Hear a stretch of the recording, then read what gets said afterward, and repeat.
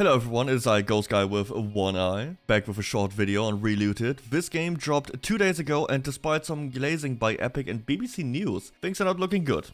You might remember this one from when I played the demo on stream a week or two ago over at twitch.tv/Deddonekku. By the way, we recently reached 600 followers. Thank you all so much for the support, I really appreciate it. My first impression was the characters are too stiff, from movement to voice acting. The graphics are actually fine. I personally prefer stylized games over that hyper-realistic Unreal Engine slop. But the gameplay was just meh.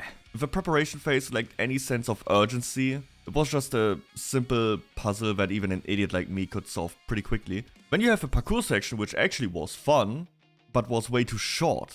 The whole thing felt unbalanced. However, there was one thing I actually liked about the game, but more on that in a minute. Relooted released to some truly awful numbers. We are looking at an all-time player peak of 57.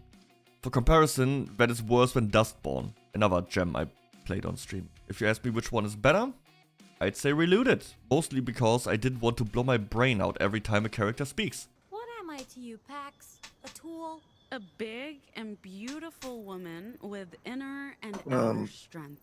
I love you, but fuck you. I start to feel bad. Happy?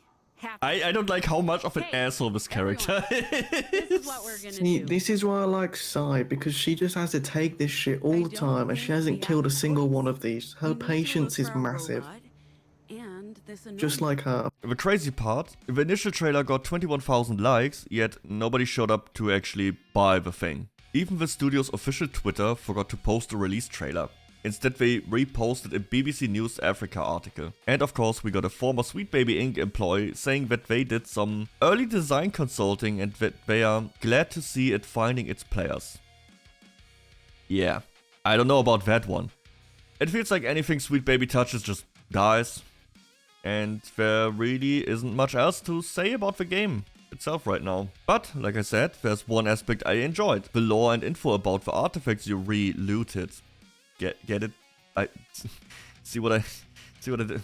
Whatever. In all seriousness, the topic of African artifacts is fascinating, but I don't want to play a mediocre game just to learn some history. So I did some research, I found some books that offer different viewpoints on the who owns the stuff debate, so you can get the full picture. The first one, The Brutish Museums by Dan Hicks. This is the restitution side. He argues that keeping these items in Western museums is just a continuation of colonial violence, and they should be returned immediately. The second one, Who Owns Antiquity, by James Kuno. This is the preservationist side. He argues that ancient heritage belongs to all of humanity, not just one country, and worries that moving items to unstable regions puts them at risk. And the third one, The Restitution of African Culture Heritage by Benedict Savoy. This is the middle ground. It looks at the psychological impact of Africa losing its heritage, but also discusses how new museum infrastructure in Africa needs to be part of the solution. If you don't care about the politics and just want to see cool stuff, check out The History of African Art. It is a great visual guide on what these objects were actually used for. That's it for today's short video. Later tonight we will live react to the Sony State of Play here on YouTube and on Twitch.